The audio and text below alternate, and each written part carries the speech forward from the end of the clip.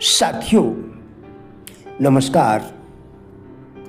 कब हमारी अंतरात्मा को अपने वास्तविक सच्चिदानंद स्वरूप का ज्ञान होने के साथ मैं ब्रह्म हूँ की भी अनुभूति होती है।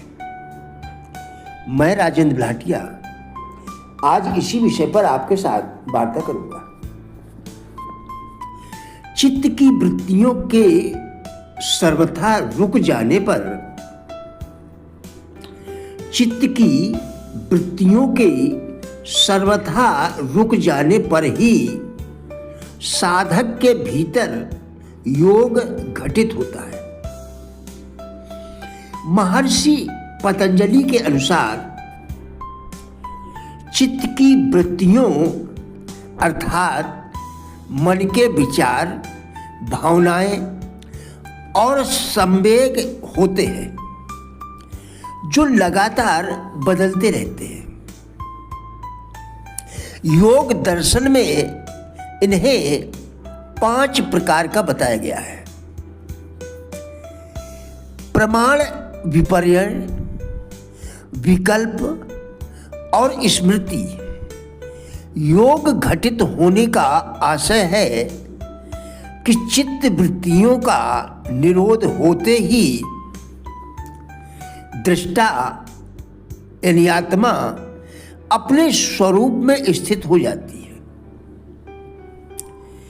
योग घटित होने का आशय है कि चित्त वृत्तियों का निरोध होते ही दृष्टा यानी आत्मा अपने स्वरूप में स्थित हो जाती है। अर्थात आत्मा अपने वास्तविक सच्चिदानंद स्वरूप को जान लेती है और मैं ब्रह्म हूं की अनुभूति आत्मा को होती है। यह स्थिति, यह अनुभूति ही योग है, मोक्ष है, आत्म साक्षात्कार है। इस स्थिति में पहुंचकर साधक सभी प्रकार के दुखों और बंधनों से मुक्त हो जाता है।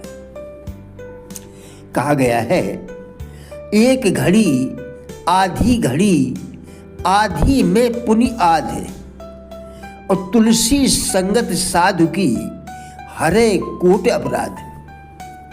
अर्थात योग क्रिया में यदि हम थोड़ा ही समय देते हैं तो इसके हमें 2 फायदे होंगे। पहला, हमें अपने जीवन को संयमित एवं संतुलित बनाने की एक अच्छी आदत मिल जाएगी और दूसरा, हम योगाभ्यास में जितना भी समय बिताएंगे उसी अनुपात में हमारी जिंदगी में निखार भी आएगा। ब्रह्म का साक्षात्कार हो जाने पर साधक संसार में तो रहता है पर संसार उसमें नहीं रहता। वह निर्विकार, निर्दोष और निर्भय हो जाता है।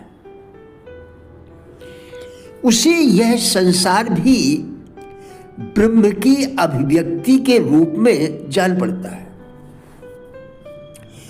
और वह संसार में ब्रह्म भाव में रहता हुआ, ब्रह्म दृष्टि से संसार को देखता हुआ, जानता हुआ, अनुभव करता हुआ उसी के अनुसार लोक व्यवहार करता है। यहां प्रश्न उठता है कि जब आत्मा स्वभावता नित्य, मुक्त, शुद्ध, चैतन्य और ब्रह्म का अंश है, यहां प्रश्न उठता है कि जब आत्मा स्वभावता नित्य, मुक्त, शुद्ध, चैतन्य और ब्रह्म का अंश है तो फिर आत्मा बंधन में क्यों और कैसे पड़ी रहती है? मैं ब्रह्म हूं या आत्मा ही ब्रह्म है, इसकी अनुभूति जीवात्मा को स्वतः ही क्यों नहीं होती? सच पूछा जाए तो आत्मा बंधन में नहीं पड़ती, बल्कि उसे बंधन में होने का भ्रम हो जाता है। पुरुष आत्मा बुद्धि, अहंकार और मन से भिन्न है। पुरुष आत्मा बुद्धि, अहंकार और मन से भिन्न है, परंतु अज्ञान के कारण वह अपने को उन सब वस्तुओं से पृथक नहीं समझ पाता। सुख और दुख बुद्धि या मन में समाविष्ट होते हैं। सुख और दुख बुद्धि या मन में समाविष्ट होते हैं। इसलिए पुरुष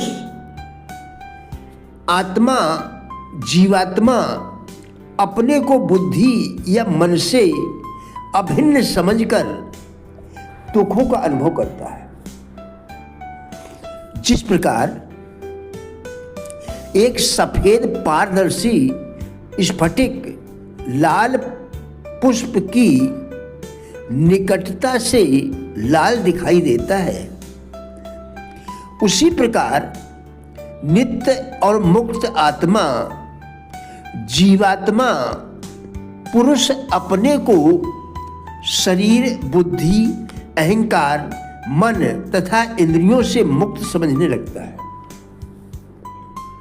तथा सुख दुख की अनुभूति स्वयं करने लगता है। जिस प्रकार एक पिता अपने पुत्र की सफलता और सुख को देखकर सुखी होता है तथा